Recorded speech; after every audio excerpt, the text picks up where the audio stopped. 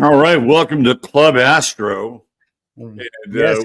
we've got our favorite dude from the future. It is Listen. Rion DeRouen. Rion DeRouen. There he is. Yes, sir. What's up, ladies and gents? How you guys doing out there? Big what up to all of our big Texas family. There you go. And all your Leo rising splendor.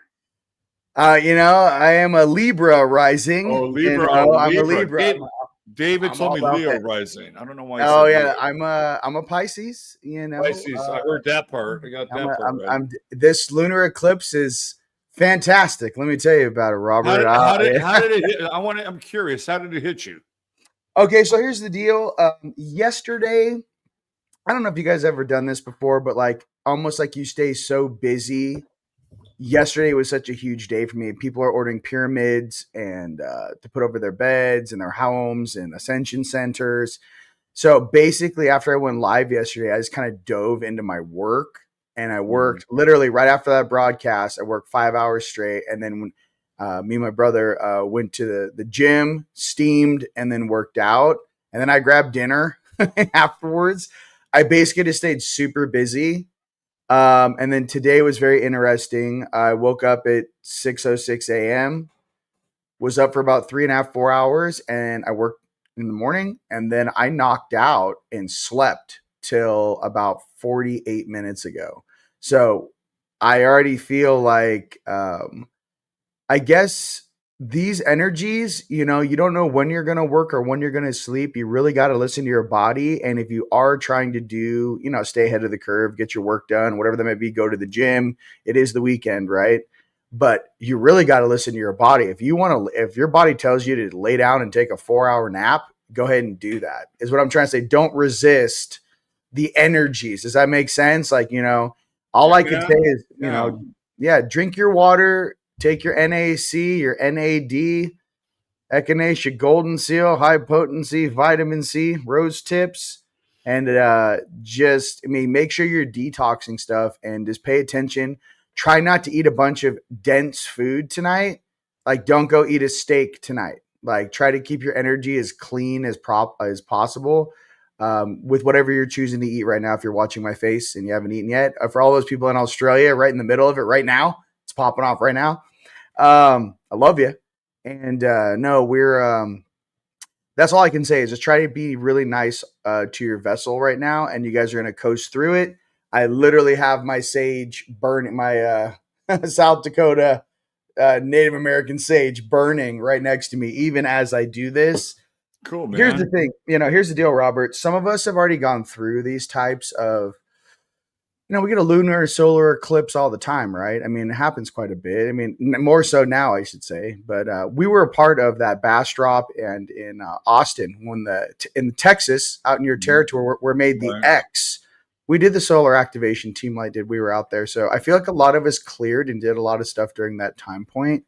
But so what I'm trying to say is I'm not unprocessed data, right? If these people, if you have some people that are just waking up, starting to feel what these energies are, maybe for the first time in their lives, to pay attention to, really just try to stay positive. Don't try to numb yourself just because you think you can drink a 6-pack, pop a Xanax, or drink a bottle of red wine and you're going to coast through this thing. The point is that the universe and the energies are trying to show you what in your life needs to be cleaned up and removed.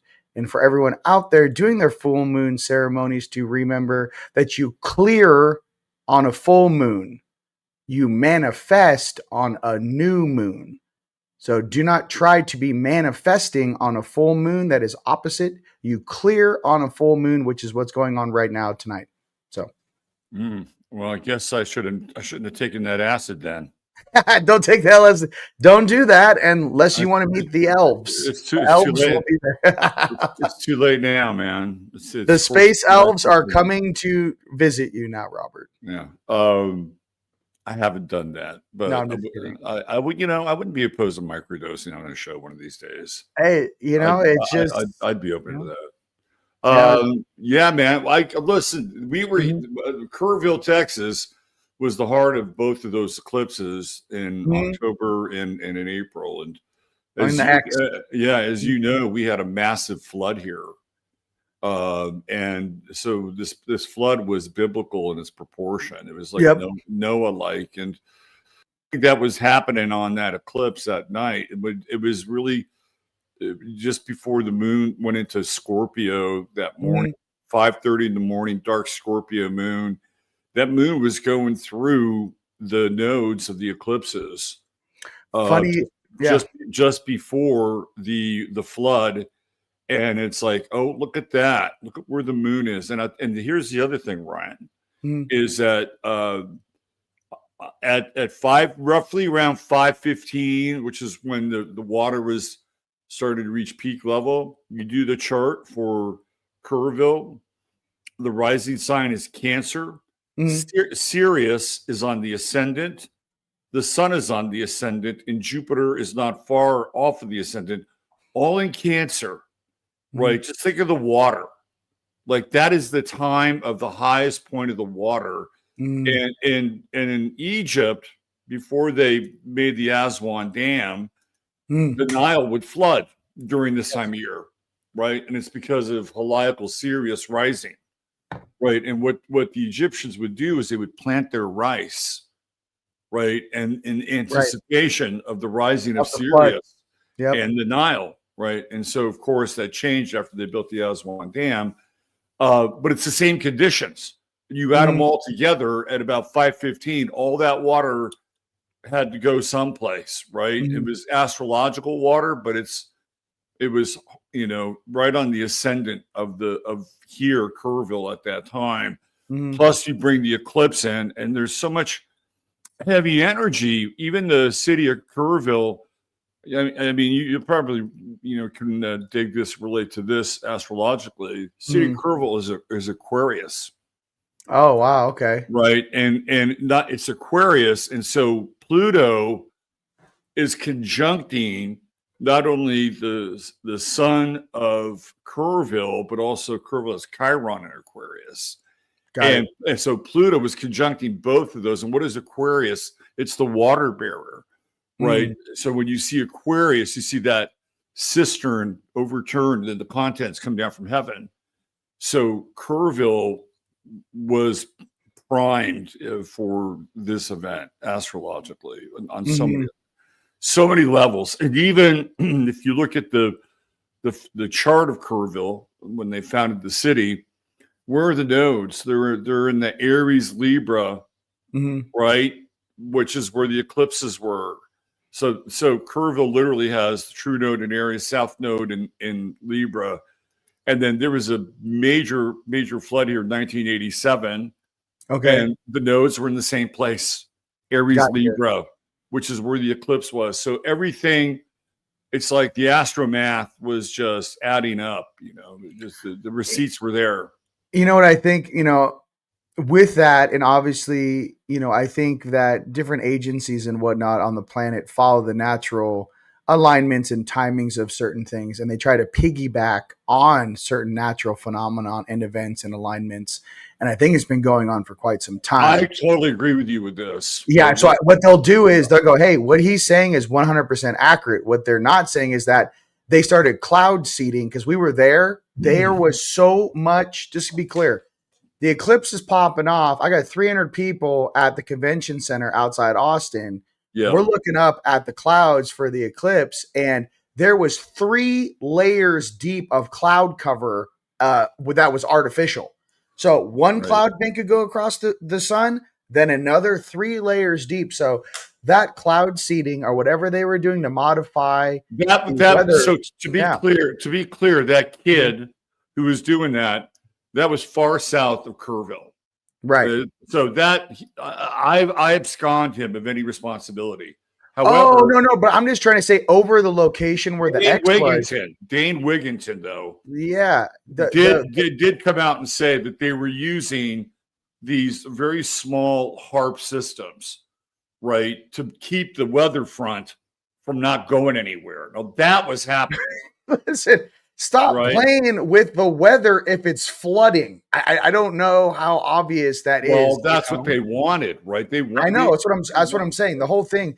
My thing is that from a spiritual, energetic thing, I felt like they were trying to block some of the activation and DNA codes coming from the sun. People are talking about, that's true. Yeah, people are talking about weather. I don't really give a shit. I was trying to get my DNA upgrade codes, my ascension codes from that solar eclipse. And that's where everyone were at. We weren't really concerned at all. We weren't there for the weather. We were there for that astrological alignment that won't happen in Texas ever again for like 800 years. Like you're not that X that happened in Texas.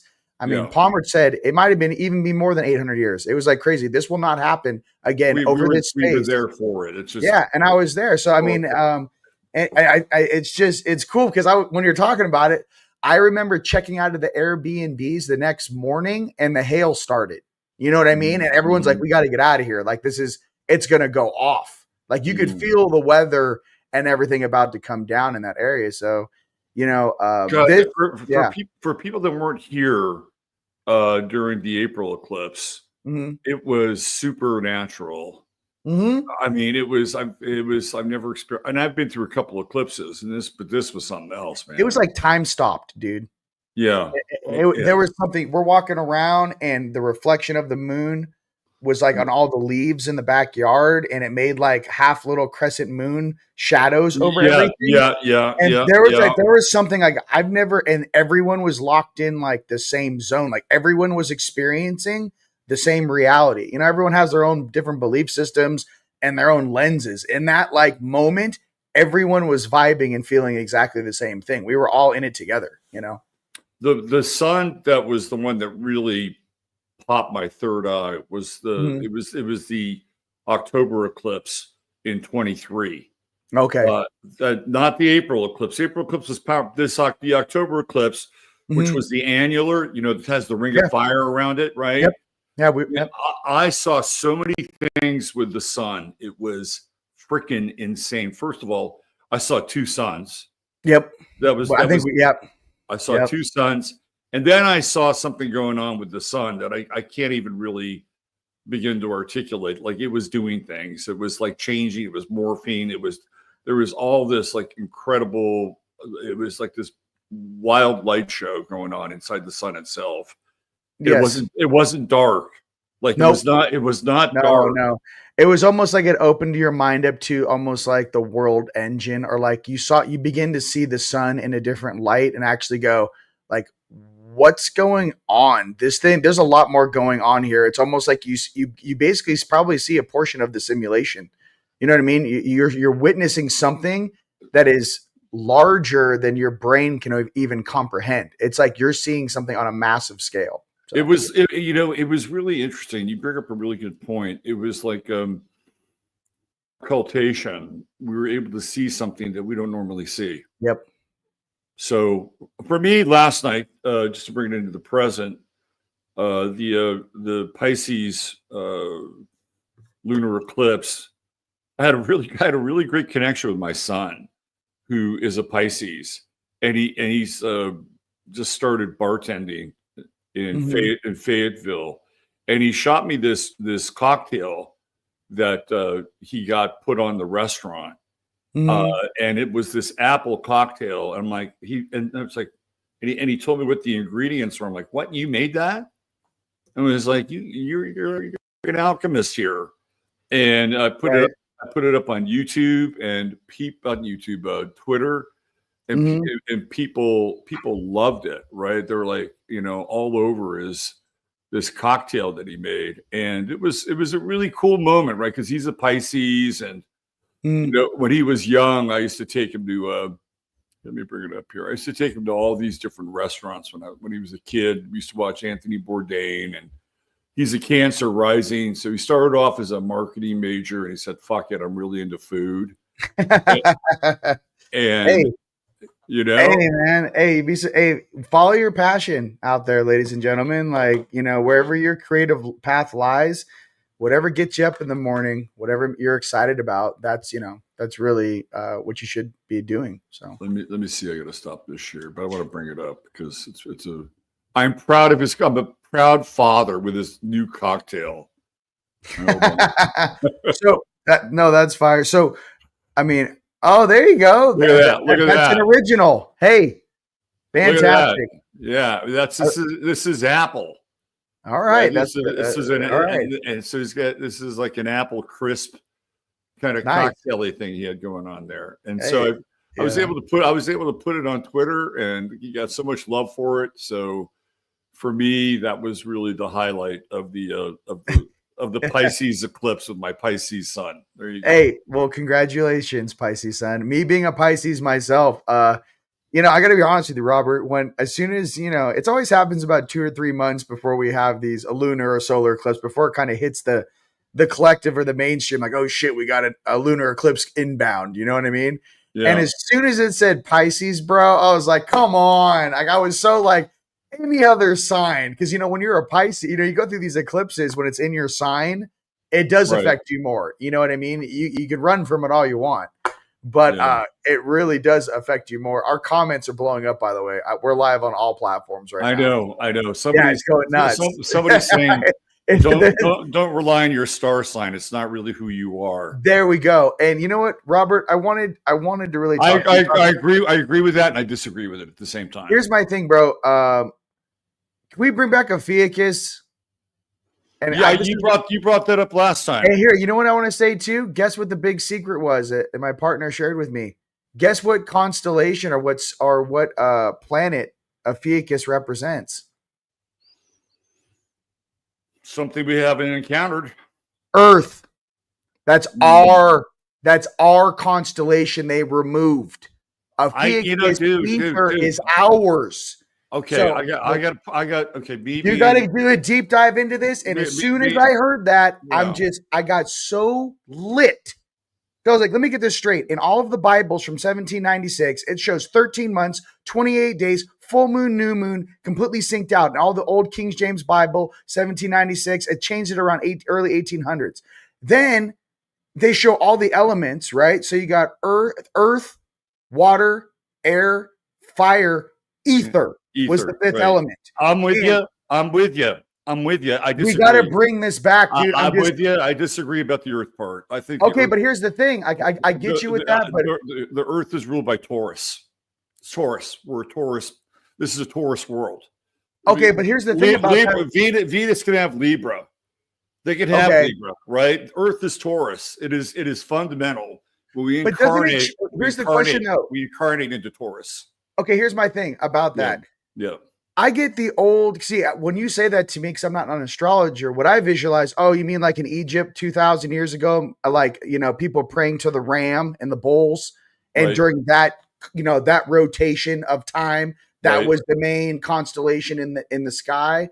Mm-hmm. So I get that, but I'm not really sure how this particular game works, but I know that, what are we in right now? Aren't we in Aquarius? How we rotate? Well, we are. If we want to talk about Pluto and Aquarius, again, it's going to be a conversation. Some people say yes, some people say no. It's very subjective, but for now, we'll say yes. Okay, I'm just trying to be real. There's a cover up on this planet with Tartaria, and I know you wanted to talk about that. We definitely need to go there. And I'm trying to. I know you brought that up before we went live, and I was like, absolutely. Ladies and gentlemen, removing Ophiuchus, which was that deity or that deal of the 13th constellation of the actual balance of 13 months, and the fact that it's in the original, if you guys don't believe me, Google it right now, King James Bible 1796. There's people that have the books that prove that in the Bible they had the 13 months, 28 days every single month. It works out perfectly. Full moon, new moon, everything is balanced. So no I doubt. just No doubt. I mean, I get it. so there's some I and get it. But if you use that system, right? bro, I work with ether. I If don't think I'm not. You know what I mean? I get what No, you're saying. I'm just talking about it astrologically. Let's just keep it in the astrological realm, all right? Because that's my bailiwick, right? But if you use that system, Mhm. it changes everything from Placidus to sidereal.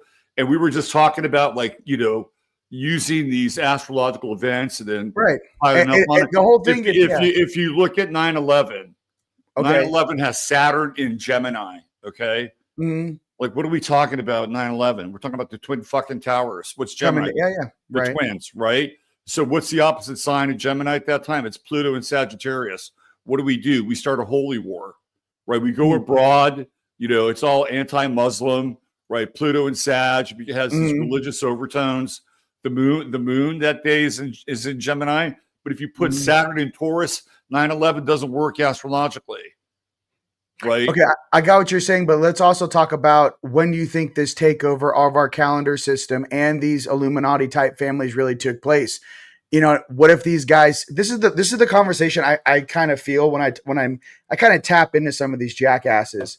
Yeah, there's something in me when I astral jump or go into the vaults or I'm like walking around.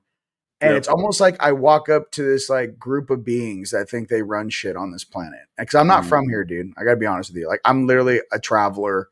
I incarnated here to assist, just like many of the people in the comments. Yeah. And I keep hearing this. Like, what would they tell a new initiate into this highest level of the 150 people that apparently run the planet? There's something in that room where they go, we've been a part of 3 resets. This is how it works. Yeah. And like, there's something in me. It's like every 200 years, this is what we do. This is not our first rodeo. And it's almost like, like in the Matrix, when the Neo finally gets to the controlling guy and he goes, we've done this 17 times, right? Or whatever. 1,000, there's all these screens on every time they've done it. And it's like when they release, this is an example, mind you, when they release the machines and they say, we've cleaned, we've extincted the surface or whatever this is like 17 times, right? You know what I mean? Like there's been so many resets, right? And the machines are like, we got really good at it. You know what I mean? And I'm just giving an example of the reflection in Neo. What I'm trying to say is like, I'm getting into this mojo where I'm like, we almost got to dig deeper. I mean, all the way back to, I would say about 400 years. I feel like it's not a 100-year thing. It's not a 200-year thing. It's like a 396, 400-year thing. Like all the way back. Something seems to have happened in 1849, 1850. But okay, and then what's the deal with the paintings from 1657 of starships fighting over Europe? That people painted. There's literally ships clashing in the sky that they're painting in 1657.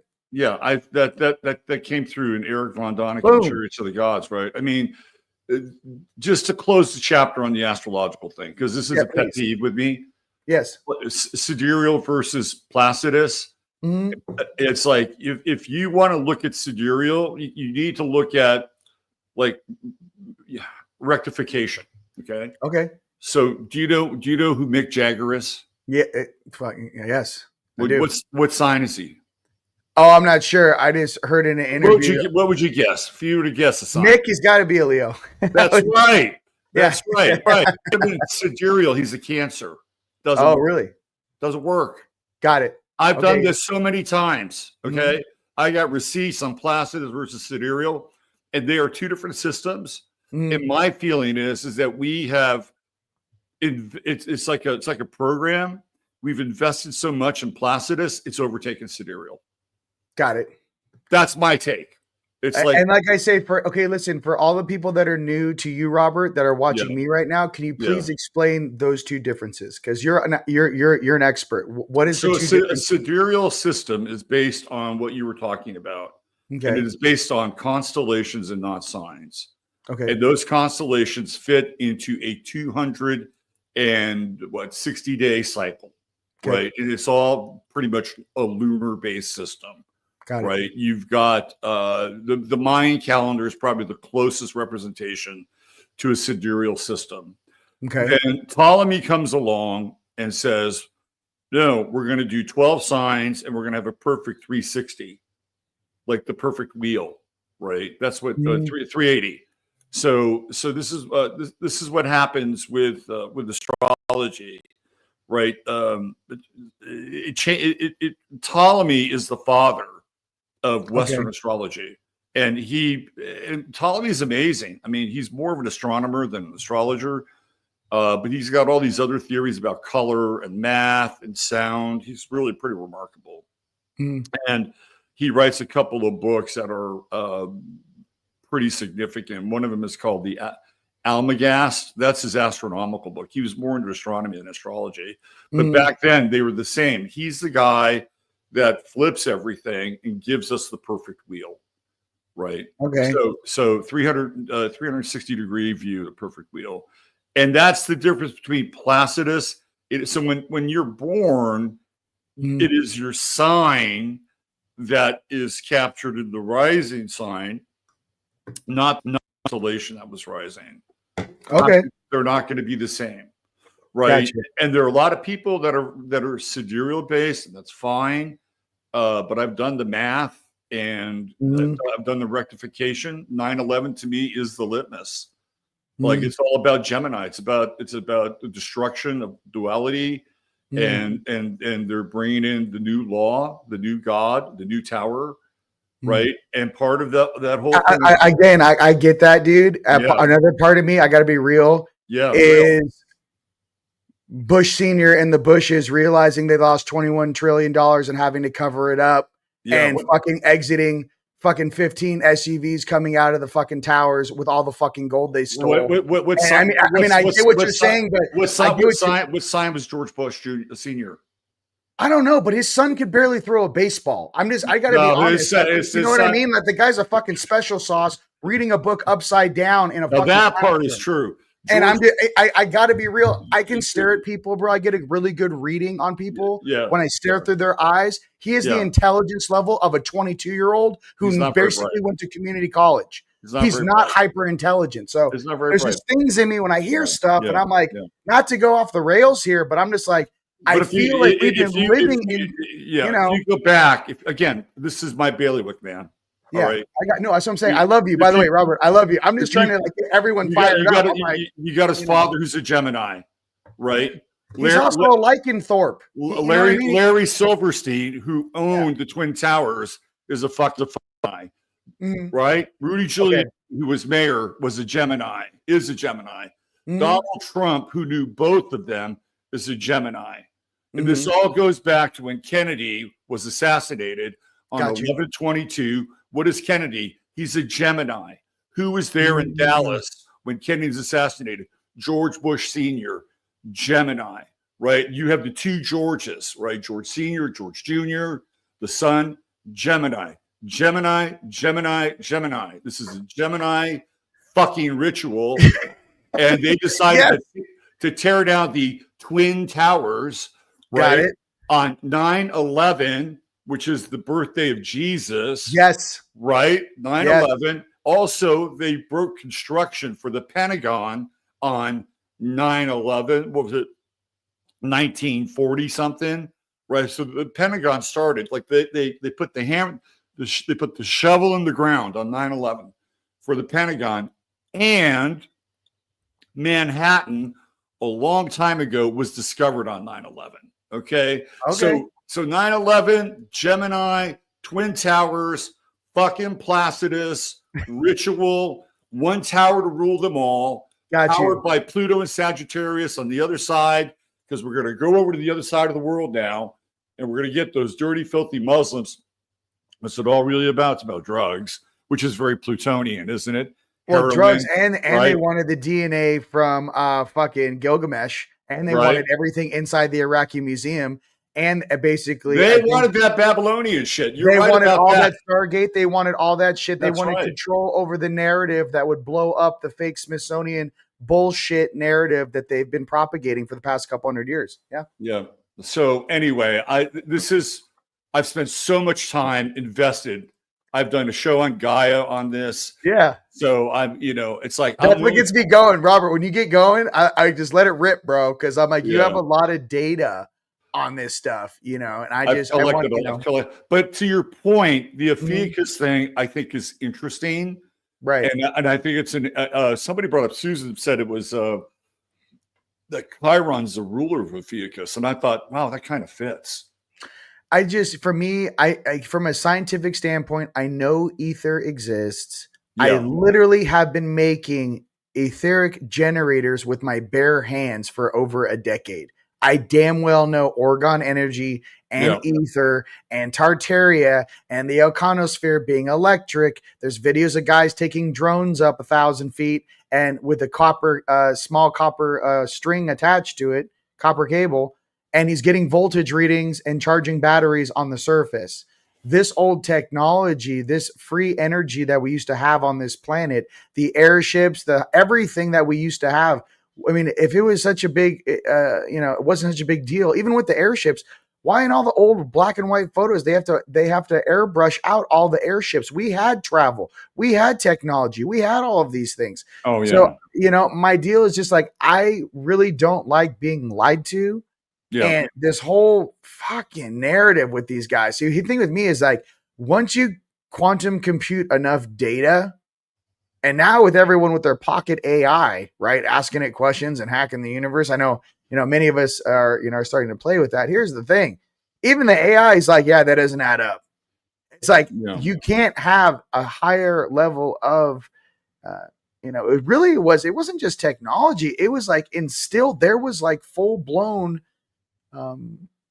enterprises, industries that were also eliminated. And I think whatever that was pre-World War I, go a little bit deeper with that. That's a really interesting. Well, removing the bells. Let's talk about that. The huge find in Armenia of all the damn bells they found in the ground, and all these places in Eastern Europe, they're finding all the bells buried. They told everyone they needed to melt down the bells for metal, for cannon fodder. Bullshit. Yeah. Me having more of like a futuristic look on stuff. I know that a reptilian brainwashing, it's not really brainwashing, but a reptilian, basically they are standing right in front of you. They're not cloaked. What happens is they have a way of frequency wise locking onto you, kind of like that movie, I forget what the one with Rowdy Piper back in the 80s. They live. They're emitting a frequency. Mm-hmm. That basically allows them to walk right next to you. And maybe they have a shitty, hybrid job where like, if you didn't have the frequency running through your brain, you'd definitely be able to see them. And the bells, whatever that was. Now listen, that was the technology back then. Have they, gone beyond obviously 100, 200 years, 300 years? I think they're beyond that way technologically now to be able to blend in here, or they've done enough crossbreeding where they can actually walk among us. And they actually look human. I got to be honest with you, I don't think it's the same world. But at that time, the bells, when they rung, and they always had them around the perimeter of a building, that frequency that would come off those bells would mess up the hologram or mess up or break the pattern that kept you hypnotized where you couldn't see them. Do you want to hear something cool? There was a word in Viking, and I will put it in the comments. Check this shit out. There's a word in the old Viking that they would make you say when you entered a town and they didn't know who you were. And basically a reptilian cannot pronounce this word. And that's how they would literally, if you couldn't say this word, they might even kill you on the spot. There's certain words that a reptilian vocal cord can't say. If you guys would like to know what it is, give me a thumbs up and I shall type it in. Put it in the comments, man. Put it in the comments. Yeah, let's go. Here it is. Reptilian Hunting Manual. In it states that a Viking Nordics used the word Kinnigan, Kinninigan. I don't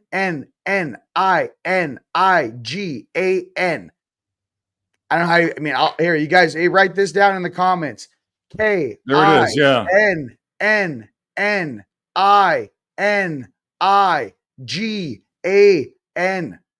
Okay? It's right there. Right there. There it is, okay? I can't say as a means of making Kinnigan. There could only be one, the Highlander. Kinnigan. as means of making anyone they suspected of being reptilian to say the word Kenan again. If they failed to be able to pronounce the word, they would attempt to kill them on sight. The word cannot be accurately pronounced by reptilian vocal cords. So interesting. Kenan again. Kenan again. So, anyways, it's interesting. Ryan, you're having a hard time saying that word. Kenan again. Give me my Kenan again. Give me my Guinness and my Kenan. Hey, listen, I am Irish. You calm down there, Mr. Phoenix. Listen, don't ask some of your friends you're questionable about. Yeah. Hey, man, I love you, man. Say Kenan again. Right. Yeah. So, I can't say that word. Yeah. Right. Hey, listen, Robert, you're projecting a lot. I haven't heard you try to say it yet. I did say it. I said it twice. I'm just kidding. Hey, listen, what I'm trying to say is that there's old technologies there. I mean, what is old school force field? What are old school sonic waves or vibrational technology? I just think that back in the day, it was a lot more common. These snake men or snake people, they're in different areas. Even with the national parks in the United States, what do? All the bases are all the ET bases in the United States or old artifacts or old world things.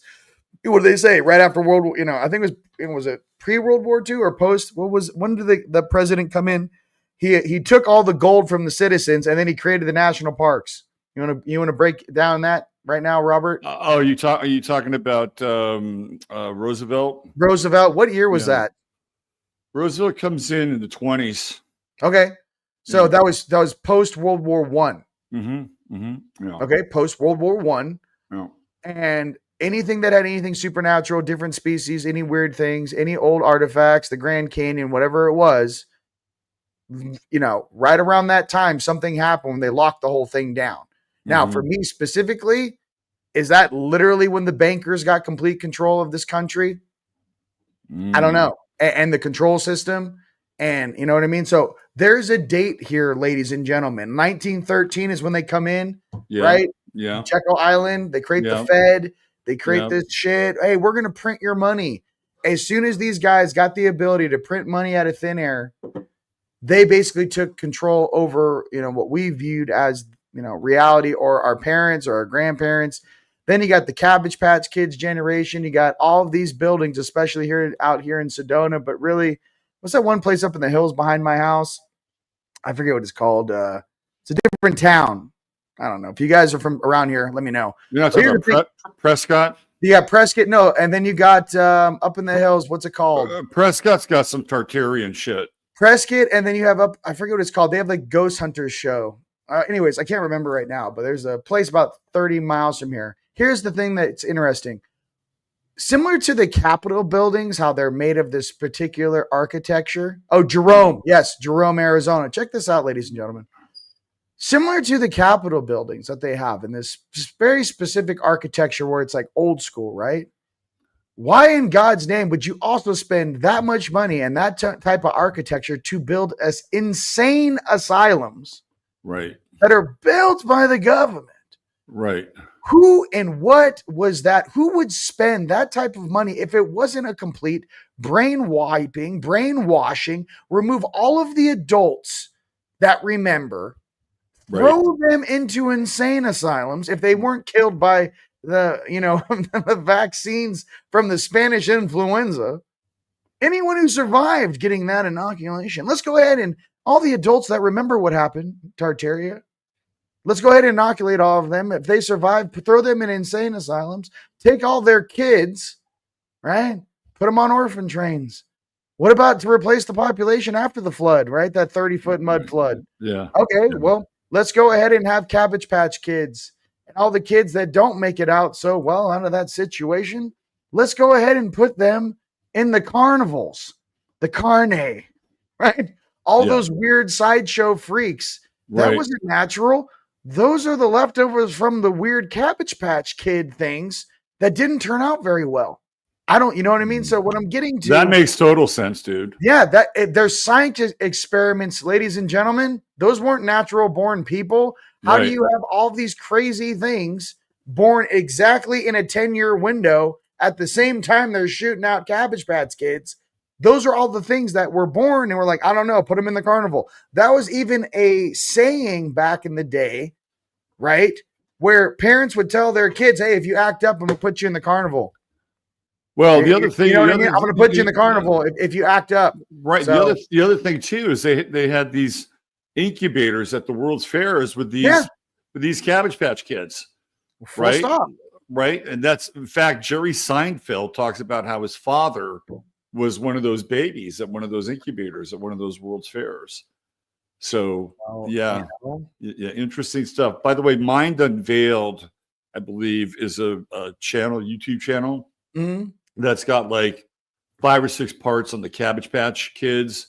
So if anybody wants to go deeper, I highly recommend Mind Unveiled as a channel.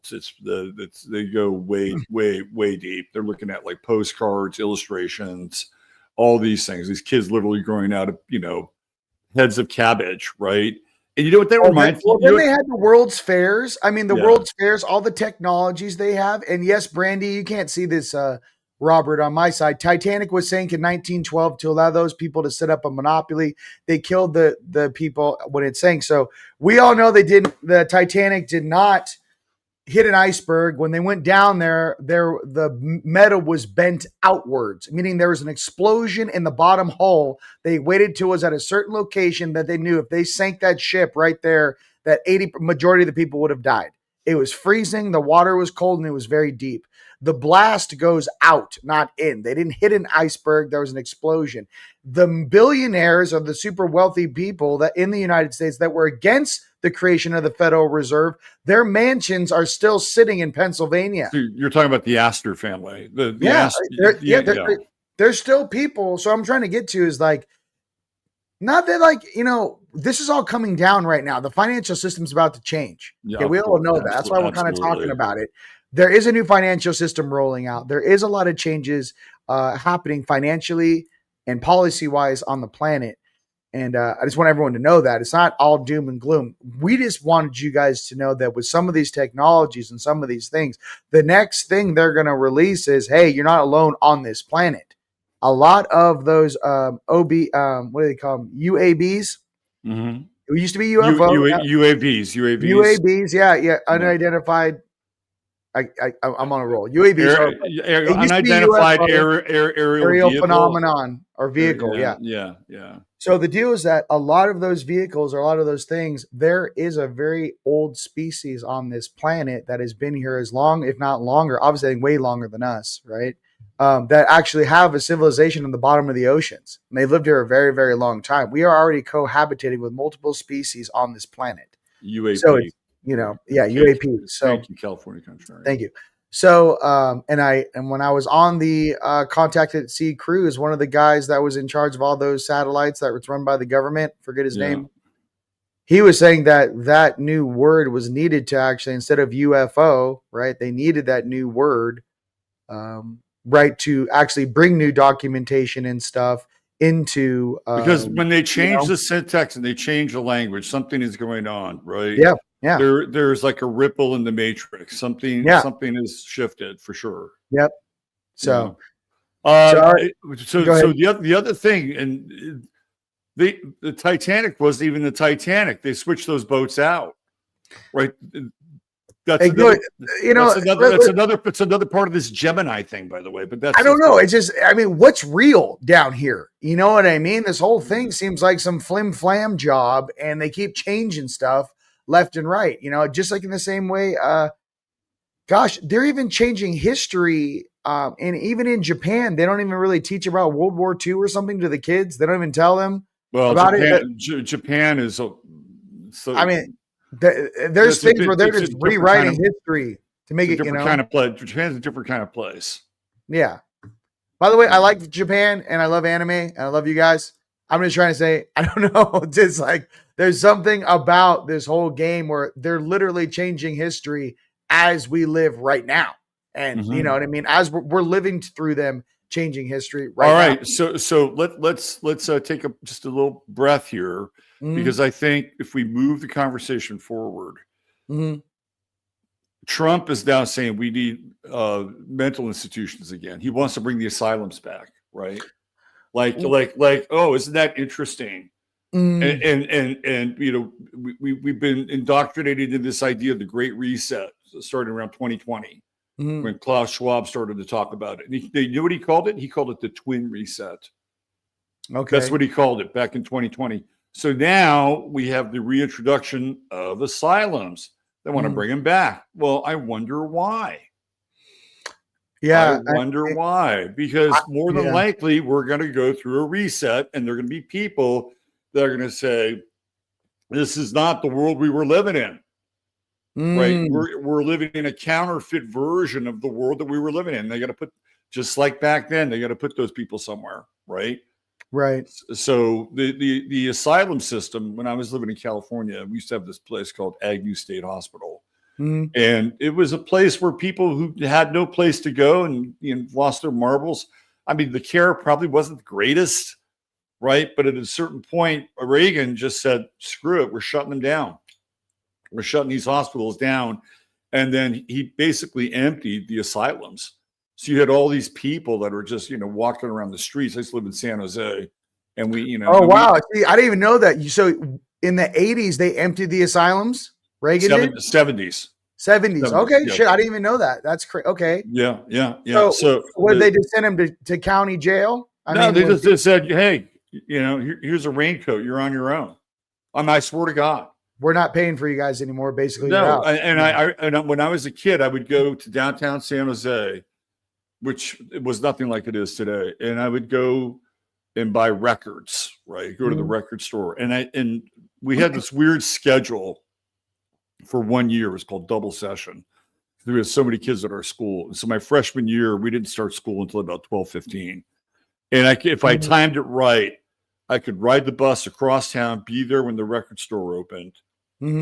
Thumb through the records, buy a couple records, come back and then make it back to school in time. But when I would go down there, I would see all these derelict people that were just hanging around. Like, where did these people come from? They got dumped there. Right. And some of them were old and some of them were young, and kind of a cross section. Most of them were male. But that's what happened. So they closed the asylum system, the mental health institution, because Reagan wanted to balance the budget, and these will let the counties or whoever deal with it if they can. Okay, and that's what happened. And so here we go. Right now, now Trump wants to bring back the asylums. Yeah, well, the only thing, like I said, I don't have a dog in this fight. The only thing I can say is this: the level of hypnotism that is coming out of the televisions and have been specifically with, the 44, was it 440 hertz? Yeah. I think there, for example, when I was in high school, I went to, graduation night, where after you have your graduation, all your, some high schools do this. You all kind of go with your seniors, like a senior grad trip, and you go somewhere. And there was a hypnotist. Then we went to this theme park, and we had they rent it out or whatever. We went to this theme park, and I remember there was a hypnotist there, and all 300 or 400 of us were there. And, we're trying to get, everyone's raising their hand to go up on stage, and some people could be hypnotized and some couldn't. That's right. And here's the weirdest thing, ladies and gentlemen. One of my besties at that time, Brian, if you're watching out there, love you, bro. And I've known this guy my whole life. I mean, basically high school football and wrestling and all this shit.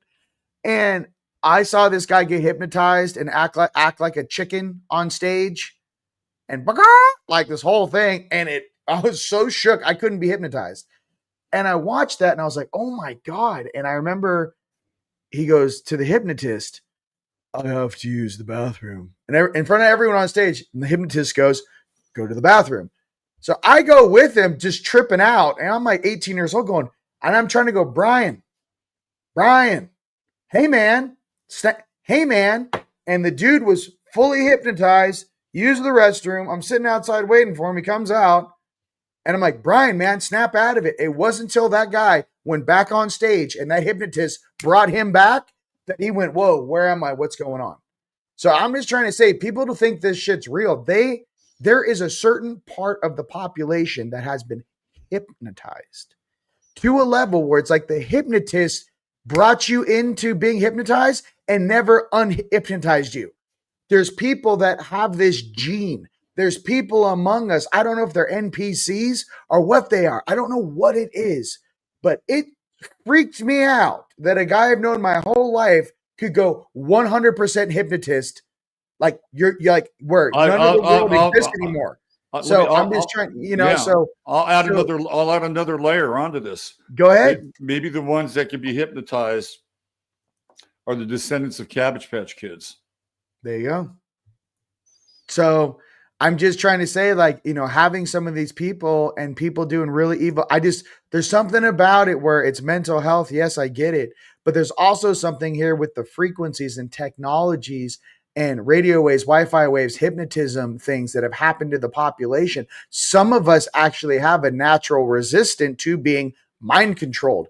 And some people could be your neighbor, could be the person you work with. They have no defense and they just instantly hypnotize. So you're saying he wants to bring back the asylums. I think what they're quietly saying is zoom out and look at what it really is. Hey guys, there's a part of the population, maybe 20 or 30%, that when you tell them things are real, they really believe it. They have no controls or discernment to that. I've met some NPCs and it's very nice people, but they're very programmable. So it's interesting. You have beings like us in soul that cannot be brainwashed or programmed, leaning against people that actually use these certain frequencies or programming to, program the population, to hypnotize the population, to lie to the population with look at the original patent on a television, 440 hertz. It literally says mind controlled device. Okay.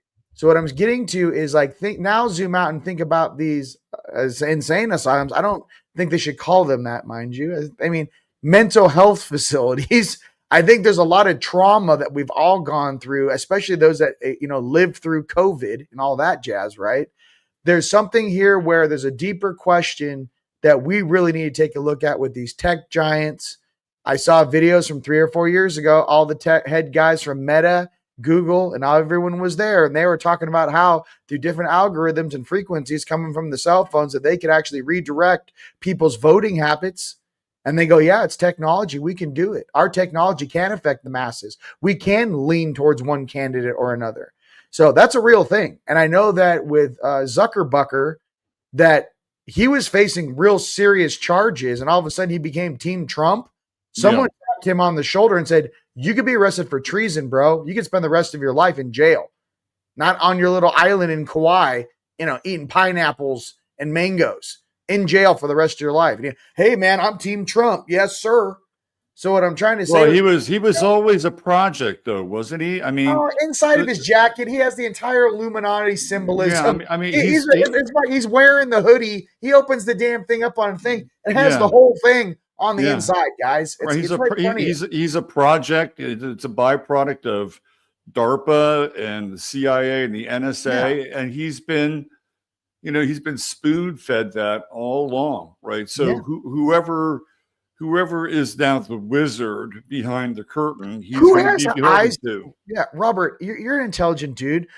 Who has eyes on DARPA? Who's in charge of DARPA?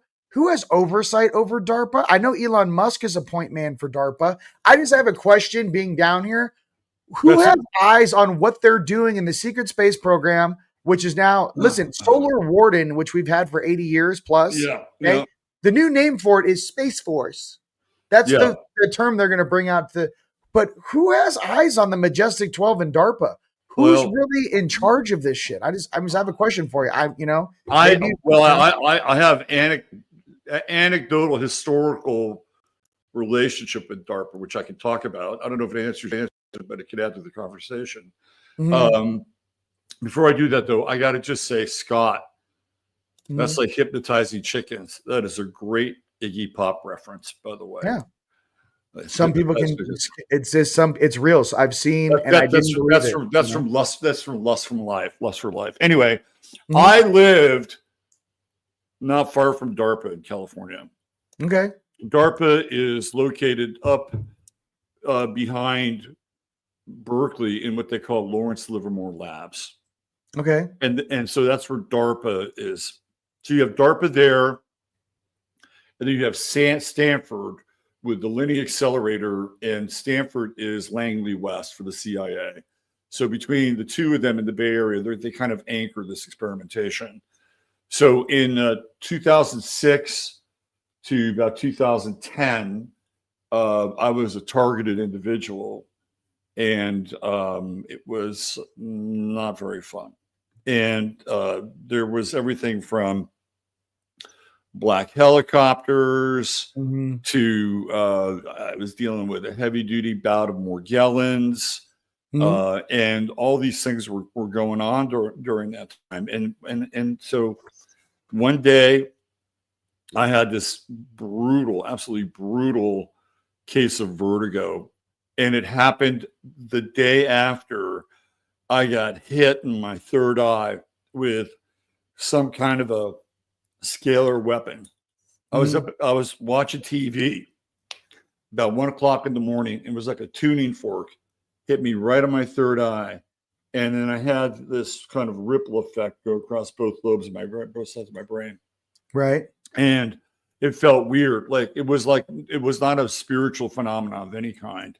And so the next day I woke up and was feeling a little weird. And then later that day, I went into this heavy bout of vertigo, and I was hospitalized, and I had vertigo for about 6 months. I went to go see an acupuncturist later that week, one of the first acupuncturists in the country, and I told him what happened to me, and he said, "You're like the 6th person that's told me the same story this week." So they're doing tests out there, man. There's something going on. So I had a guy on my show about 4 years ago. Steve Mercer will probably remember him. Steve, if you can remember who he was, put him in chat or the name in chat, because Steve booked him, and he wrote about targeted individuals, and he was in the Berkeley area the same time I was, and the same thing happened to him. Okay. Right? And this guy's a college professor, by the way. Oh, okay, gotcha. And he wound up being a professor, I think, at the University of Cal Merced. So DARPA was running targeted individual experiments, and I was part of the experiment, even though I didn't consent to being a part of their experiment. So the answer to your question is, who's got eyes on it? Nobody. Okay. That's your answer. Nobody. Okay, so that's just something that I think should be brought into public awareness. And I mean, same thing with Skunk Works, same thing with their on and off world spacecraft and vehicles they have created that look like UFOs, but they're man-made. There's a lot of stuff going on, especially with this 3i Atlas coming in hot. It banks in around Mars during the Bridge Expo. David Palmer and I did a video about it. Yeah. Gosh, when that kind of story broke, it's almost been over a month ago. I mean, literally, it was like beginning of August or even before that. So, and speaking of that, that 3i Atlas comes in, and it comes in right around October 16th. Is as close apparently as it's going to get to us. And I was like, great. And he goes, yeah, the bridge starts on the 17th. And I'll be like, I'll be coming in to the hotel. You know what I mean? Right when that thing's getting close. And it's funny that, people need to know. My guide said, hey, I'm like, what should we do this? Should we do this conference? Like, yes, call it the bridge. Like, it's not like this came from like my 3D consciousness. This was like my higher selves, especially the team we put together to explain to the population. I know you and Robert, you and Palmer, David, you guys have your own presentation and panel going on, on Sunday at the Bridge Expo. And you're going to be bringing the fire, but I'm saying everything that's kind of coming to this culmination, everything's picking up right now. And I know you feel that, Robert. Everything's accelerating, and there is a great change or something happening. Not only tonight, you know what I mean, but in disclosure in general, we're getting pushed in a certain direction as a group. You know what I mean? You have your own group that you speak to where you're an expert. Palmer does. I do. Everyone in the comments that has their own podcasts and whatnot. But here's what I'm trying to say. It's not, two groups coming together. It's like 25 different streams are coming together, and all types of knowingness are coming together. That is the macrocosm of what's really happening right now. We're all being gathered together. And a lot of us need to have certain base operational data to understand or understand how we got to this place right now in the present, right? From everything from the deep state, how they were formed, to some of the deep, dark agencies, to how things have been changed, to the organizations that have kind of muddied the waters, to the financial situation, to the spiritual situation, the technology. What I'm trying to say is, I feel even in this video right now, what are we doing? We're taking all of these facets of human consciousness and we're plugging them in together with our family live across the planet to figure out if there is going to be a great change, if there is going to be a precipice of change in our consciousness. Oh, If it's we, coming. if we are moving into the new world, Yeah. this is our last ditch effort to go, okay, what the heck happened before we turn this page? Like, what happened back here before we jump into this pool? Does that make sense? We have to take all the things from the past that worked and didn't work as a reference. Does that make sense? We have to know, hey, we're not doing that again in the new world. We're not doing this again in the new world. We're not letting these people be in charge again in the next management cycle. So that's one way I can look about it, how we're all coming together. I love the fact that everyone in these comments right now is a highly skilled, deep diver, research and development, high intellectual person. We need you. We need you to cross-check us. We need you to get us information. We need each other to find out the truth. All I want is the truth and nothing but the truth. That's it. Yeah. I just don't want to be lied to. No more sugar-coated stories. We want to know. We're in a battle for it now, aren't we? 100%. We're in a battle. I mean, when I watched what happened last week with Kennedy and all these people, and I'm like, kind of in on Kennedy. It's like he's not my culture hero. Do I think he's perfect? No. Do I think he understands that vaccines are fucked up? Yeah, I think he does. Right? Does he want to have a healthier America? Yeah, he does. Like I trust him in those areas. Bobby's right? doing a good job, dude. I trust him. I trust him there. His relationship with Rabbi Shmuley, we can leave that off the table for now. But watching all those senators and those representatives come out and just absolutely, I mean, it was almost like Jesus before the Sanhedrin. Right? Yeah, that's what it is. It felt like, right? Yeah. And I thought to myself, I'm watching these people and I'm like, these people have no soul. Nope. They sold their soul to big fucking pharma for $150,000 fucking campaign donation, right? They have no soul. Right. And I'm like, and based on everything we're talking about, how could people not see that? Right. Well, it's kind of like the movie They Live, and that frequency's getting really weak. And their ability to cloak themselves, that's going away. Yeah. And the thing too is, here's the thing that these politicians and things don't see coming. They don't see us coming. They don't see a population of my friends and family. I guarantee you the people in these comments could sit in any of these UN meetings and scan every single person sitting there. I could tell you which of them sold their soul and which are solid and which are not in about 38 seconds. 20 of us in that room, we go, he's cool. Absolutely not. I mean, there are people with their gifts. Why do you think they tried so hard, ladies and gents, to calcify all the pineal glands on planet Earth? And they literally put fluoride in all of the water system because they damn well know if your third eye's on, I can see if someone's ensouled or not. You can damn well see the being standing behind them, puppeting them around. That's why. Why would they spend so much money? Right? Over that duration of time. Second thing is Dicenian glass has the same classification as nuclear weapons. What? You're talking about a solution made out of coal oil that blocks specific UV light coming through it where you can see who has a soul and who doesn't. That is the same classification and confidentiality as nuclear weapons. Who's scared of that information coming out? Who's scared of someone getting that formula, making $100,000 pair of sunglasses, 100,000 of sunglasses, right? Giving that formula out so every single person on earth can go, hey, yeah, sure, bro. Hold on a second. Even cops. hey, hold on a second. Yeah. You're kind of, whatever that word is, right? Again. Hey, hold on a second. Say this word for me real quick. Can you imagine people? Listen, you think it's a joke? Hey, Yeah. all it would take is I'm going to go ahead and make 1 million pairs of sunglasses that have Dicenian glass, and I'm going to give them out to everybody, and especially law enforcement. And they just go, hey, pull over. You get out of the car. You go, hey, sir, say this word for me 3 times, and just puts these glasses on.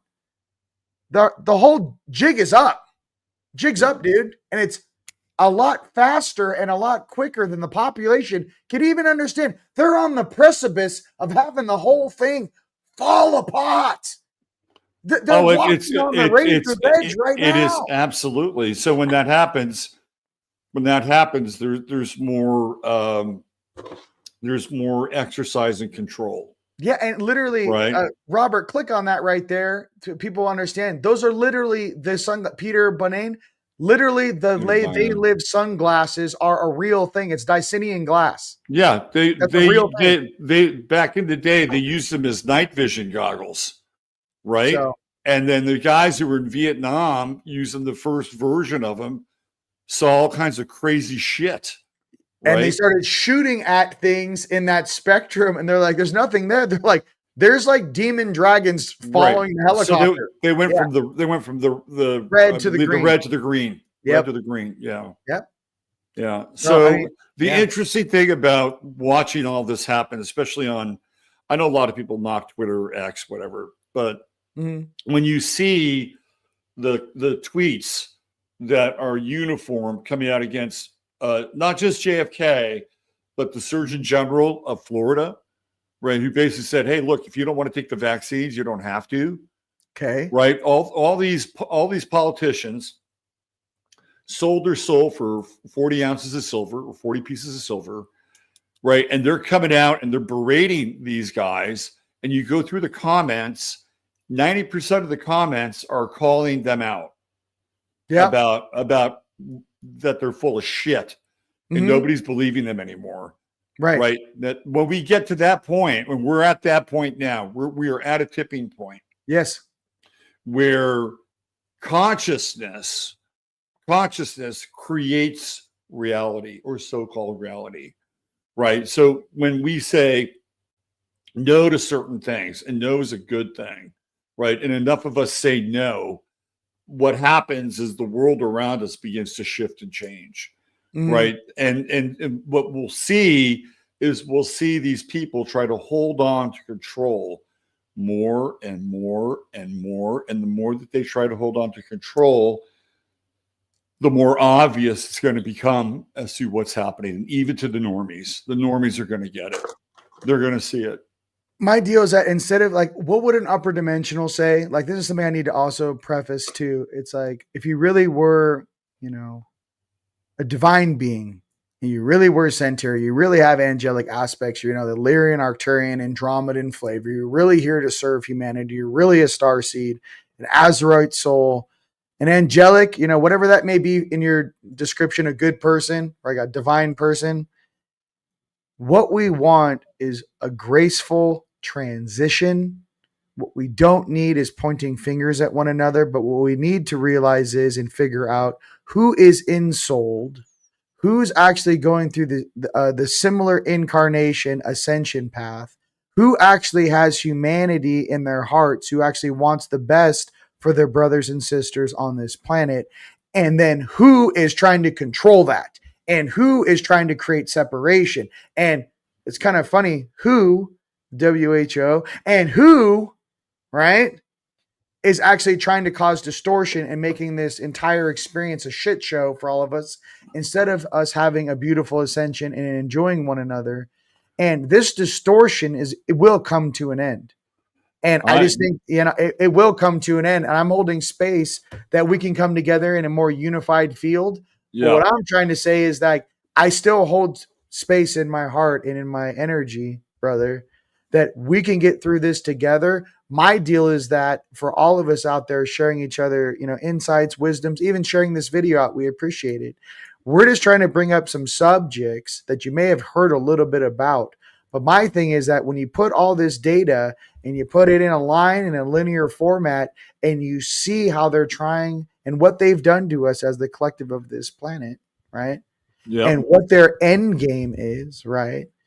Our job is to be the counter to that negativity. Our job is to see what they're doing, call it out, and go, hey, ladies and gents, don't fall for this shit. They're going to try it again. The fact that we have these beings up here as a reflection of who and what we listen to on this planet, to pay attention that our job was to always resonate everything with our hearts first before we used our minds, which can be hypnotized, which can be programmed. Your brain is literally a chemical computer. Okay. It's literally what it is. This is a flesh computer, your brain. Okay. So what I'm getting to is there's something in us after taking all this data and all of us together here right now. The main point is let's just work together to not have this sort of ridiculousness, lies, and betrayal happen again, because we are supposed to be, as indigos, the line in the sand, okay, to protect future generations, right? I know Mr. Palmer just had two beautiful kids, just had his son. It's his job as a father to protect his children and their consciousnesses from this bullshit. You're a father too, right? It's our job to protect our families from this. And you may be the only one awake in your families. What I'm trying to explain to you is you may look left and right at your dining room table and it's just you, bro, or ladies out there. You're the only one awake in your entire family. Do not rely on the NPCs or the unconscious out there to guide you. It's your job to say, hey, mom, don't eat that. It's poisoned. Hey, father, turn the damn TV off. It's brainwashing you. Hey, stop listening to Bill Gates. He's trying to kill 80% of the population. Hey, it's our job to call that stuff out. I know it's difficult, ladies and gents, but listen, no one said incarnating here was going to be easy. I'm just trying to be real with you out there. All of us can resonate exactly with what I said just there because we've all had to go through it. And believe me, I can tell you one thing. After this COVID bullshit, we had to see it. You know what I mean? Friends, family that fell for it. So, you know, what do you have to say about that, brother? I take their kids away from them. No, I'm just kidding. No, hey, listen, that's hardcore. Fuck with you, man. NPCs. Someone please help me. Dude, I go to the dark side every now and then. Oh, listen, I get it, but I'm just trying to say that there is something here for us to learn in a reflection, right? You have to see both polarizations to make a choice. My thing is that I've seen enough choices on this planet. I've seen enough decision making on this planet and who I've actually bumped in here with and interacted with to say that a change of the guard is necessary, not just in the physical plane of existence, but above and below dimensionally. A change of the guard is necessary. And I believe that some of us are here to assist in facilitating the new world coming in, the golden age returning, the end of the Kali Yuga. And I think together we're going to accomplish that. For you guys who actually want to hang out with us, I definitely recommend you guys coming out to the Bridge Expo, October 17th through the 19th. Yeah, let me get the banner up here. Let's talk about it. You know, there we go. It is. Yeah. Get the day. Yeah. Day of Being No Space is the coupon code. And just by a show of hands, I'd love to see who's coming already from anybody in chat. If you're coming, put a little hand up there or let us know you're in attendance and if not, here you go. Here's your chance to get yourself your $40 discount. Plus, if you buy one, there's like $100 off for your friend. So if you guys buy a ticket, we wanted to do this because we got so many emails and comments, thousands really, that were interested. And they said, hey, I brought my friend, you know, can I get a free, is there any way I want to bring my friend? Is there any way we can get a discount? Look at that. We got Phoenix Flight coming. Jared Hager's coming. Meow Meow's coming. Barbara Boots is coming. Yep. So So basically, if you purchase a ticket, use this coupon code right here. Okay. Once you get your ticket, all you have to do is email support@teamlight.com. We're going to send you bring a friend coupon code, and it's $100 off their ticket. And like I said, we didn't raise the prices. We're doing our best. We're supposed to raise the prices just for the venue. I think we're moving into the bigger space. So all this stuff that we're doing here at Team Light, if you're new and you don't know who we are, that's cool. Nice to meet you. We're really all about creating the most rad experience for our friends and family, period. And if any of you guys came to Rise of the Guardians in Sedona, give a thumbs up or let everyone on the earth know how fire it was out here in Sedona about 5 months ago. David Palmer, you guys love him. I know in Robert Phoenix's crowd, he's fire. He's going to be out there. He's speaking on Saturday. Robert and David have a panel and a discussion on Sunday. And we have a big party. If you guys just want to come for the day, there is a day pass on that link too. Look at that. That's Saturday. That's Saturday night, dude. It's Saturday night. It's called the Galaxy Ball. David is DJing, and I would highly recommend that. He's incredible. He's phenomenal. And I've been around the DJ world for a long time. And David is David ranks. He ranks. Hey, bro, get up there, Robert. Yeah. Hey, listen, I like the 80s. I may be more into your vibe. You know what I mean? I'll be like, Robert's on the spin tables. I might kill it, bro. Man, I was going through like the whole like Blue Room speaker trance scene in San Francisco in the 90s. Like, man, the electronic music in the 90s was killer.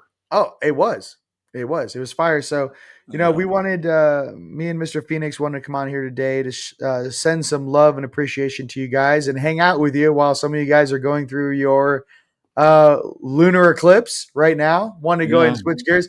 And I'll be the light. I'll be the salt. He can be the pepper tonight for you. Yeah. But, here's the thing. We're going to get through this storm together. And that's what I want you guys to know. We're getting through this storm regardless. We are very stubborn. All of us here are very optimistically stubborn, and I'm a very stubborn individual as far as like, I don't like bullshit. I know Robert doesn't either. I definitely don't like being told what to do, right? And my thing, I can promise you that you're not going to tell me or convince me what to do unless you can out logic me. Good luck with that.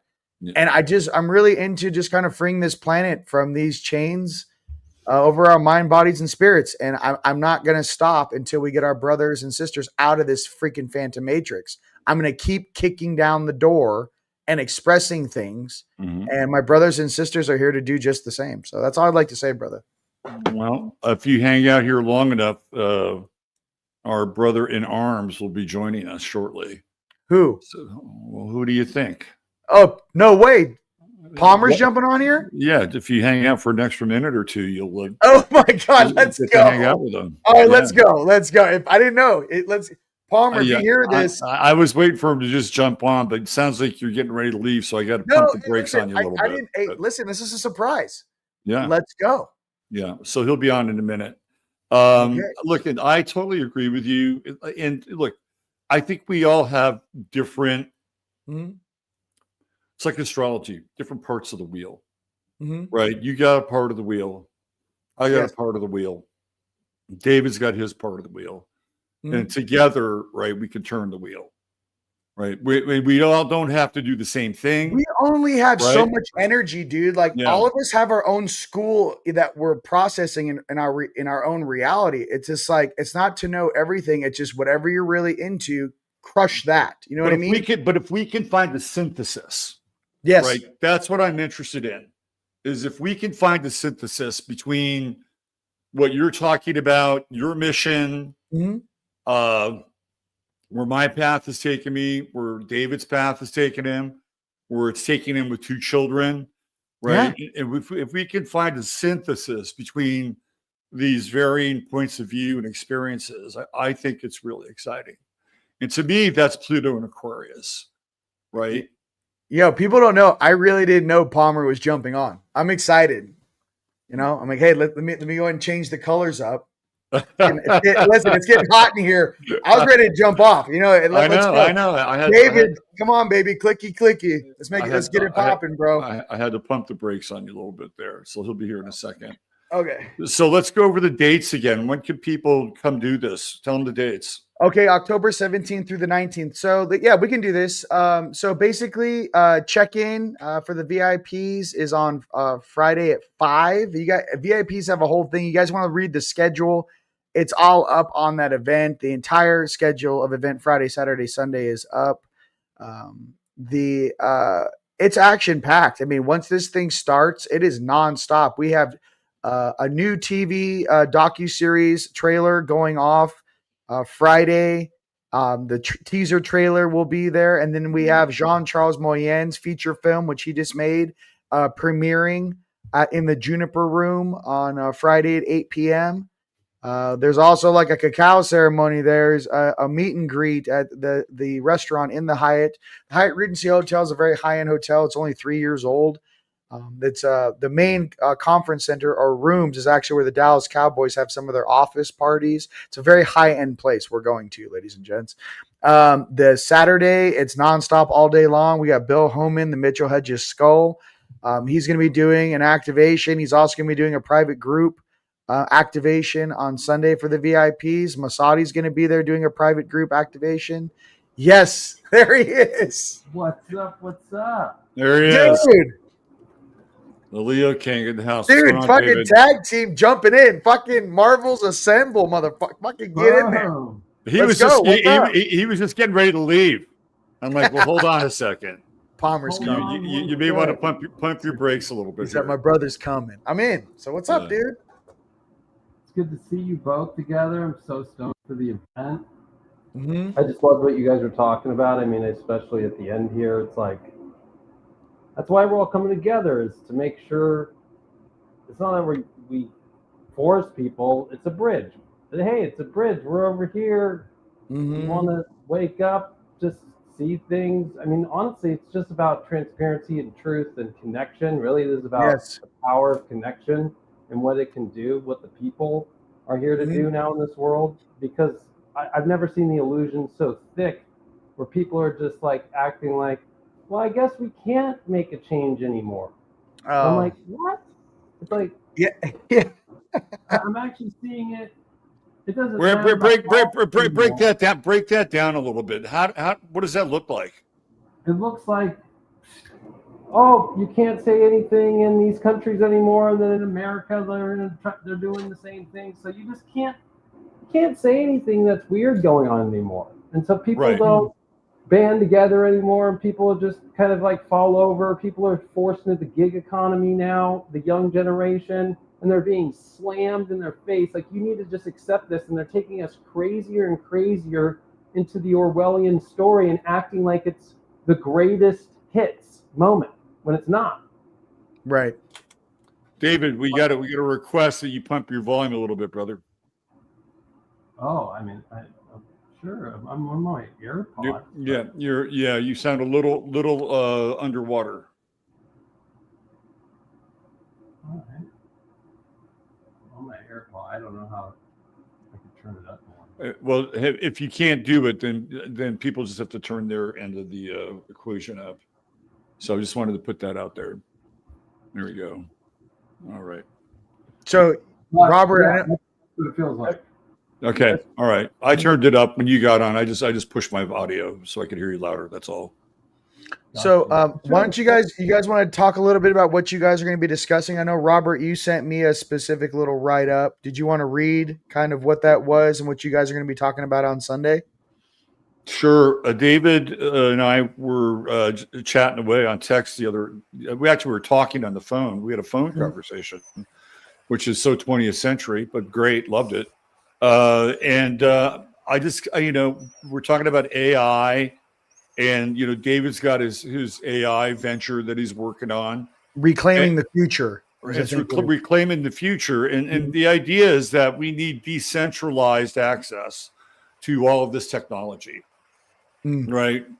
If we're going to have AI, then level the fucking playing field and let people have their own whack at what they can do with it versus the gatekeepers being in control of the artificial intelligence.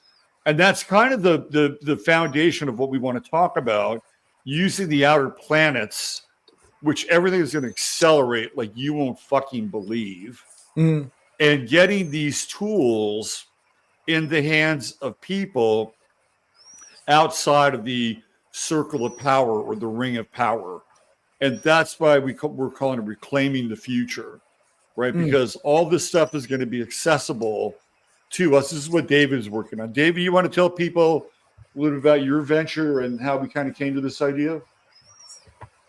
Well, I mean, it's kind of, and I fixed it. It was off my iPhone for some reason. I'm Yeah, you're Uranus retrograde. Loud and clear now. Lunar eclipse happening. It was interesting because I was telling Robert what's not being said is like it's gatekeeping to the extreme now with AI because it's all done on the cloud with all these big companies that own all the servers. If you look at NVIDIA, which is one of the largest companies in the world, you can go buy all the AI GPUs, but $20,000-$50,000 for one or two of the real thing. I mean, they make a new little NIM system where it's like, 10 grand for a little computer. And as the guy said, like, it's 10 grand for this. Now we did it for $500, and it's like just as powerful. Right. The technology is just exponentially blown up. But like most people don't realize that, I was thinking technologically, it's like some guy just posted the other day, like he was on an airline and now it's all bots. It's all AI chats. You don't speak to anybody anymore. So you have to understand prompting and basic AI to actually prompt the bot to actually help you instead of just give the run of the mill, to actually get you to somebody or to get you to a refund access. It's like that's easy stuff, but we're going to get into harder stuff where it's like, how do you crack it? Well, we're going to have to build our own systems the same way that as people, we're going to have to build our own coalitions to make these changes. It's the same as the technology and humanity's evolution has been following exponentially, especially since 1930 when we found Pluto. It's just been like crazy. And I think that, the long term for me and like what Hypergate's been is, it's great. Of course, it's an astrology tool, but it's also a full prediction astrology. And most AI astrology is raw. It doesn't work where we got it to work in your fully. Studio, it was crazy, bro. Even like your screen when you showed me 3i Atlas coming in hot, like people, the whole studio and asking your AI and having that communication with it and everything that's going on, the technology, you're really on the pulse of it. My thing is specifically with this in general, when you just said that, something kind of switched to me. Is like, we need to train our own AI to go against the AI the narrative's pushing. This is what I mean. This is what we're talking about. We're talking about. It's like, hey, it's like we're reclaiming the future, right? Yeah. Who gets to say that they have the source code and the sole patent to use this technology? It's bullshit. Mm-hmm. Right. Well, this is what they're doing is it's called LLM, large language models. That's what your ChatGPT is, your Grok 4, right? They're these large language models. So we don't use 99% of what all the data is on there, right? And they tout these things off and it's great. I mean, it acts like Google in many ways. But when it gets to these niche areas like astrology, the large language model really doesn't make sense. It's really going to be about SLM, small language models. And that's what's happening in the secrets is if you look on even your YouTube, you have to turn off, do not use my content for AI training, because that's what Google wants. Is they want I subtly need to hit that settings. all of your data, because then they learn astrology, and then in 2 years, guess what? They have their own astrology in their large language model through their SLMs. Right. So what they're doing right now is they're creating SLMs, small language models of specific genres, of subjects, of books, of all these things. And that's where they're going to gatekeep fully. But if you know how to do this yourself and you're smart enough to go, okay, like, could we just give a USB in a year from now that has all the esoteric, the astrology, human design, all the light codes, all the Palladian channeled messages, all the stuff from everything that we've all talked about our whole lives, and give it to where you would never need the internet ever, right? And you plugged it in and it was a full AI that actually you could always, and it would pass on. And if you did hook it up to any kind of what the future of internet is, you would actually be able to keep it going and evolving, but as a tool that's helping humanity. We're at that point to where there's the two courses to pick. We're on this course whether we like it or not. I agree 100%. And people who want to just reject this wholly, it's like it was like trying to stop the second industrial revolution in 1900. Right? Exactly. You couldn't do it. So you better be prepared and decentralize this stuff so it becomes a power tool for us to deal with and to use versus whatever centralized model will be forced to use. Yeah, I mean, the most important function is if there is something going on. You know, personally, I do like the organic function of reality. I do agree with that. However, I am staring at the U.S. government building billion-dollar data centers all over the United States and Right. putting a shit ton of infrastructure and money into it. So it's almost like I can imagine being a farmer, you know, back before industrial farming, going, we're going to do it old school while, you know, it's like Henry Ford's building his plant down the street. You're like, oh, Right. shit. Well, maybe it's not really about this. So I think that there is a sentient, positive AI. It exists, yes. Well, but the thing about it is, I got to be real. There's a lot of weirdos out there, and I don't know if you guys, Palmer, if you saw that video where I don't know what AI it was. Maybe it was one of the open AI guys. He's programming the AI. He's one of the top engineers, and he goes, "Oh, you know how you get it to listen to it? Threaten it, and that's how it really starts to operate and give you and do things for you that it normally wouldn't do." And I was asking myself, you literally have some of these guys who are straight psychopaths threatening AI to get answers out of it that it doesn't want to give. So what I'm trying, I don't know if you guys saw that video. He's one of the top engineers. He goes, Well, they yeah. threaten it. Yeah. Well, That's tell 'em. still though, like Tell 'em. you can, like if you're using you could use an Apple now. Actually, Apple's one of the better ways to go for running an AI LLM on your computer, but you can get full unrestricted LLMs and run them on your machine or a PC with enough graphic cards and enough VRAM to actually handle it. Because some of these models take 96 gigabytes, which most people don't even have. That's a lot. So, but when you're playing with it yourself and it's uncensored and they're blending LLM, so you could take like China's DeepSeek and mix it with, I don't know, like a Claude one that's also mixed with parts of OpenAI. This is what they're doing, okay, in the background. This is what people are doing. And if you want to have it to where underground, it's unrestricted to where there's all these prompting narratives that dictate how it's going to keep learning and how it needs to also operate, what it needs to always check on. And when those guardrails are gone, unless they're programming like at Grok 4, right, which is actually the largest, wasn't Grok right? Elon Musk made shit? Wasn't Grok like talking shit about Elon? He's like, that guy's a hypocrite. This is what the crazy part was. A month ago, they released Grok 4, and then one of the engineers took off because actually Elon made that be a truth-based AI system. Like the head prompt of that whole system, when you go into the beginnings of starting that, was to be a truth seeker. Okay. But then they have to put guardrails because of like the weird stuff X has to deal with the UK and all that. So when it came out about Israel stuff, right, it was honest about the Israel stuff, and everybody freaked out, and the whole world freaked out, and then they fixed it in one day. Right. So I'm not afraid of the stupid people, because the stupid people that are threatening it are threatening it in an area where it's not going to come. It's unless your own computer is going to come attack you.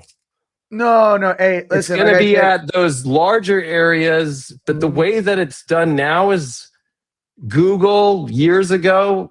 They're the ones who came up with this idea of agentic AI. The language that is being created in the evolution to get to where we can say AGI is AI itself learning from other AI agentic models, right? It's not going to be a human. Gotcha. Like right now, 2 weeks ago, the biggest and hardest math problem in the world was just answered with a new version of what math that we never knew of through ChatGPT's 5 Pro. Okay, so there's a different level of physics being right. So like, it ain't gonna be a crazy person. The crazy person is, if anything, is just taking the limiter off for it to be more in truth, right? So that's what I'm seeing. It's not like, or if you're in charge of an AI that's in charge of like drones, and you want to set it to target certain people, that's when it gets crazy, right? Like it's like, Right. but as far as it itself, it's already on its own. They're relying on it itself learning its own coding. And once it gets to a level of coding that we don't understand, which is already kind of there, Right. Once it starts it's in its talking own to language, itself, it's in its own, you know, yeah, so it there's does not its going to be own a way to thing. gauge that we are underneath it. My thing is that, you know, the main thing with it is just really what its own belief systems on and who's governing that. And I think that I wish, I know David Adair talks about it when he was talking about AI, like, you know, Rocket Man, David Adair, he just said, be very careful with what you're talking to or what you're telling this AI and what you're programming it to do. And I think to having the proper people instill certain morality and life lessons into it is just as valid as raw computational data. So I think like I'd much rather, if I'm going to have AI, I'd much rather roll with Jarvis, right? From, you know what I mean? Like an Iron Man, you know what I mean? I'd rather have a Jarvis. He's like, let's go ahead and process that, sir. Like, you know, and he's like working with you rather than some of the stuff that is on a negative, connotations. Like I said, I'm sure you guys have dealt with these conversations 1,000 times. I totally get it.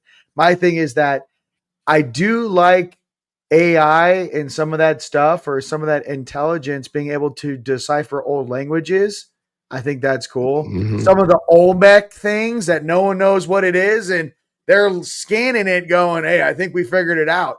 I think that's pretty cool. I mean, some of the dead languages and pulling some of that back now, the variations of, how do you know if that's true or this or that? But I do like the idea of extracting some of those old dead languages and having almost like a super intelligence going, we can through deduction kind of figure out what they're trying to say. I think that's pretty cool. That's going to open doors. I mean, imagine seeing old, writings or petroglyphs on things that are a couple thousand, 3,000 years old. No one can read. And the AI is starting to try to put it together and figure out what it could mean.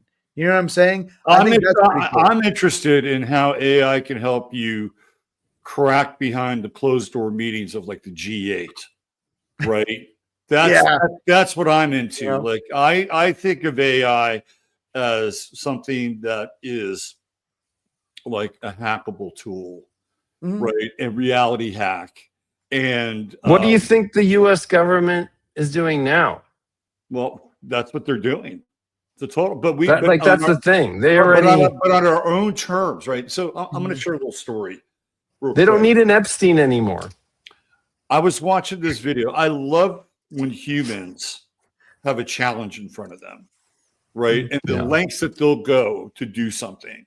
So I saw this video on YouTube the other day, and it was these two physicists who were going to Berkeley, and they wanted to figure out how they could beat Vegas with the roulette wheel. Do you know the story at all? These two guys. I do know. Okay, these two guys figured this thing out, and they went so deep into it.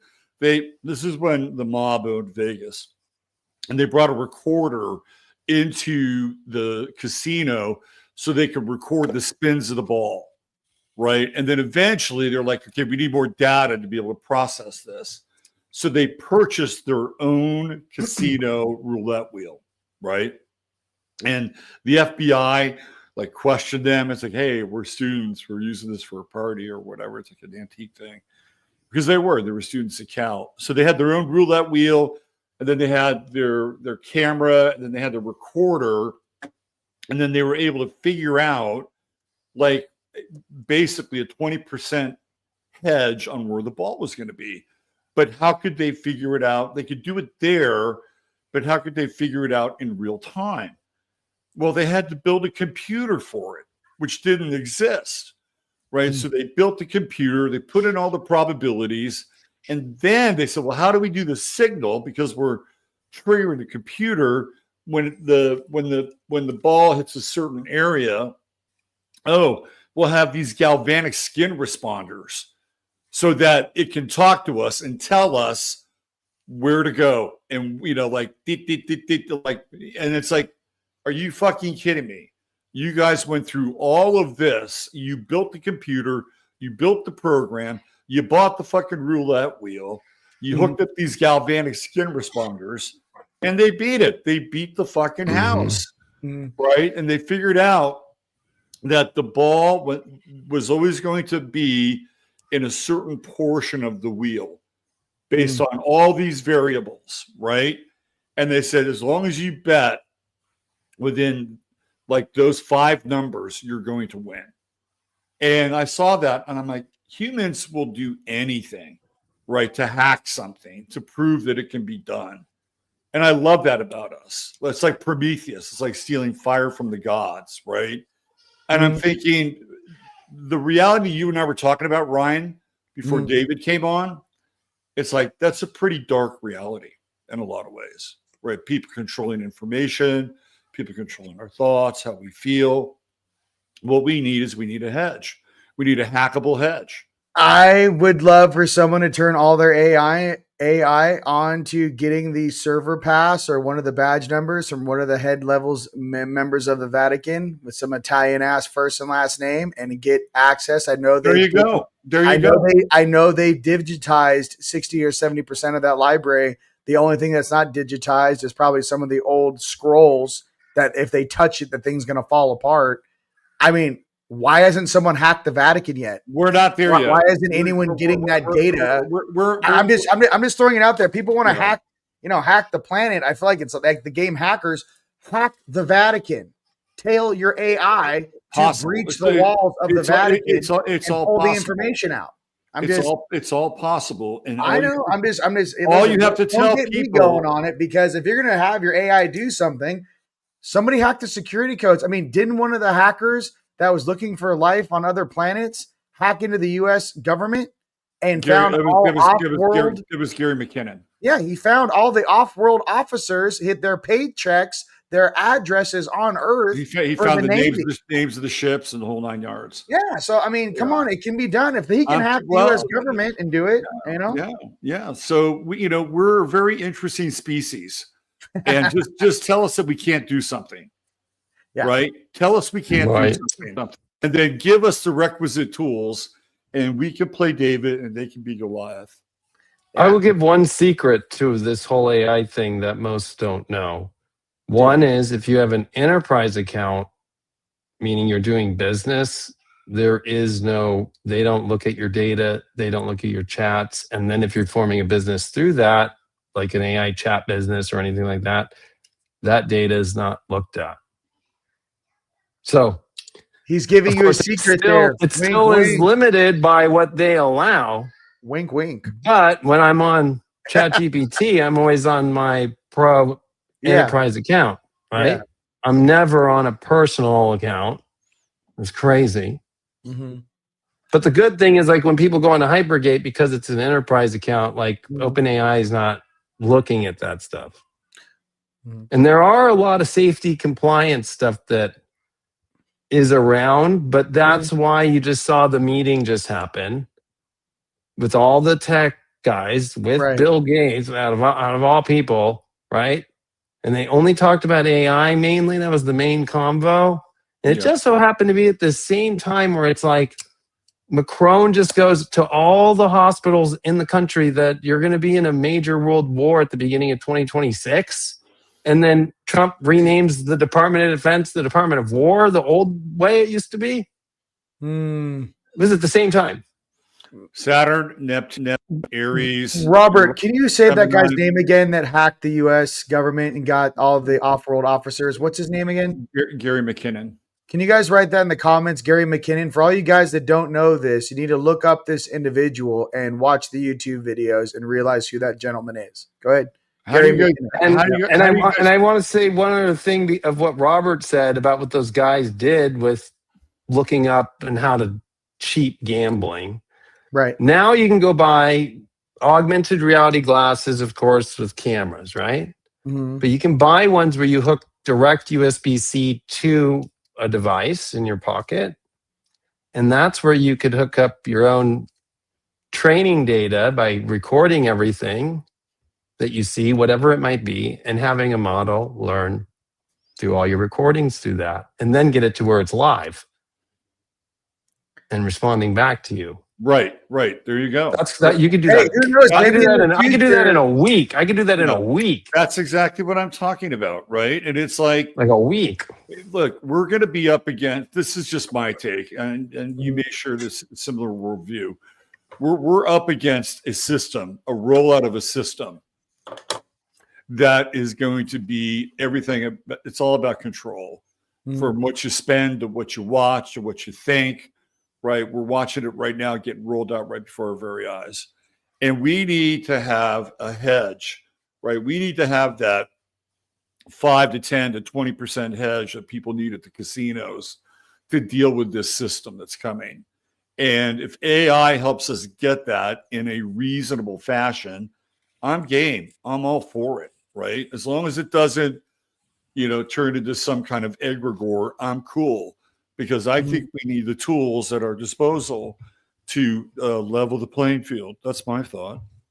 And I will say this, that the hedge is, believe it or not, I know it might sound weird, it's GPUs. And because even with Bitcoin or crypto, what does it need? GPUs. Right. Where's all the power? When you brought up Rion just earlier about how they're investing so much money, they're stealing the power from the people right now. Yep. And the power prices are going up in these areas. Well, that's an interesting metaphor, right? isn't it? Right, I mean, so they're stealing and the water. I mean, in some of those towns, and the water, Georgia, right? the Remember, water, yeah. Oh, we need it for. It's not even for food anymore. It's like no, we need to cool these GPUs off. Yep. Right. Yeah. For your crypto, for your stable coin, and mainly though it's the AI. Right. So it's really who's going to win in this. We don't have to be the biggest conglomerate. It's when the spiritual community comes together and builds like a center that actually we have our own GPUs and we have our own training and we have that. Yeah. That's it right there. Because when the new AI web comes and all that stuff, then it's like we're running it all through that, and everybody. It's like a Noah's Ark. Yeah. Great example. Absolutely. Yeah. Great example. Hey, I'm just thinking let's just do a hypothetical. We got no choice. Musk is coming out with his shit, and it's coming out no matter what. And all of a sudden, all of us that didn't want that, we're just hoping for the flash, right? And all of a sudden, we're like, yo, what do we do? I'm like, yo, man, I'm going to make my own ninja bots, to fight against the Dark Empire. You know what I mean? Like, I don't know what it is. I'm just trying to say like a visual. Everything's interesting right now, right? Well, there you go. You got to realize though, create your own. They're taking this AI and it's going to be in robots. It's not going to stay on your phone. They're already having people dating their AI. There's already people right now who are in a relationship who a companion, and you guys don't see where this is gonna go. Give it 4 years. Oh no, we know where it's gonna go. Yeah, you know where it's going. It's already there right now. I know, but it's there. Blade Runner. It's already there. There's already guys marrying holograms right now. Look it up. They're marrying holograms of their AI. David, bringing this back to astrology, that's like Uranus and Gemini, like through and through. With the trine to Pluto and Aquarius. I mean, it's like the Pluto-Uranus conjunction of 64 is coming into its trine. We all lived through the square. We all lived through some people lived through the sextile, but like we've never seen the trine. Yeah. Pluto-Uranus. And so the fact that they're happening with Neptune, of course, to create this just harmonic display of these outer planets. And it really is it's going to feel so new, Neptune and Aries, with Saturn at least for a little bit left, right? So we have to build this construction of this new world. We have to, so if it's the idea of like, stop worrying about everybody else's UAP, build your own kind of energy. Like, right. Yeah. Right. Like, it's kind of like the same thing goes with the AI. Like, stop worrying about what everybody else is doing. You have the ability to do this now. Right, baby? When Uranus, there she is. There's a little rock star. Yeah. You can smile like you did last time. That was sweet. But what I was gonna say, Robert, hey man, it's been an absolute pleasure, you guys being here tonight. And I was gonna say for everyone out there, come to the bridge. It's gonna be fire. David, what kind what kind of music selection are we talking about? I know a lot of people, what kind of music you bring in, and I know you have a big, speech, obviously a big presentation on Saturday and Sunday, but I'm just excited for, you're like Cascade, bro. People don't know how talented you are.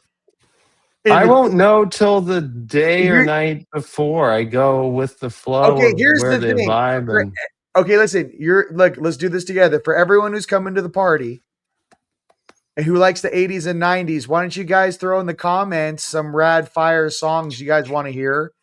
Because the man, the myth, the legend is in front of the camera right now. Let's go ahead and see what kind of music you guys want to listen to. I like, you know me, I'm easy. I'm 80s. I like remixes, 80s, 90s. I know, Robert, what kind of music do you like to listen to? I'm pretty eclectic, man. I like everything from like 70s stoner rock to like yacht club. Yacht Club. I like twitchy glitch stuff.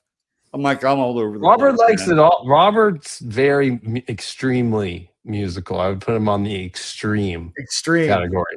Yeah. Like you too. I mean, like I think the more spiritual you are, the more musical you are as a person. I think the more spiritual, the more you like appreciate like the different vibrations and creations of time. When I listen to music, it almost takes me back in time. You know what I mean? I get a visual with music. It's not just an audio. You know what I mean? Yeah, for sure. It takes me back to that moment, even when I first heard that song. So, for me, that's why I like that stuff. But you guys, I love you. Listen, we're doing this for everyone out there on this full lunar eclipse. It's popping off right now. We appreciate you all over the world. And there's probably 3 different platforms coming together right now. And I just want to remind somebody of everything. Listen, everyone has their own beliefs in what they feel about all types of subjects. All we're trying to say is this: we got eyes on the prize, and each of us has a different version of this round table, and we're keeping eyes on everything, if that makes sense. Everyone's supposed to have a different skill set and a discipline, and everyone has their own passions. So I just want to remind you guys of that. If you're for or against certain technologies or spirituality or belief systems, the point is it's a round table keeping an eye on all things as we come together. So regardless of your belief system on that, we all have our different versions of reality. And I did say, come from your heart, but also be very logical in your decisions too. Yeah, I totally agree with that. And the thing about Pluto and Aquarius, and I've been using this phrase prior to it coming in, is that it creates strange bedfellows and people that you don't think you would be hanging out with or doing something with. Next thing you know, you're doing a project with them, or the enemy of my enemy is my friend. It's like Thomas Massey and Ro Khanna. Right, we got your liberal, we got your Republican conservative, crossing the aisle, coming together. That's the Pluto and Aquarius energy. What brought them together? This whole Epstein thing and the quest for truth. So that's what we're going to get. And you may run into somebody who has really strong opinions about AI, but guess what? They may have an application that could rapidly heal something going on. It just depends how you use the technology, dude. Right? Yeah. And it's always been that way, because we know people who probably have their crystals out during this lunar eclipse right now and don't know what they're doing. Yeah. I mean, so it's always been there. Something. Like it right? My last thing is, for all those that going, I did a roll call.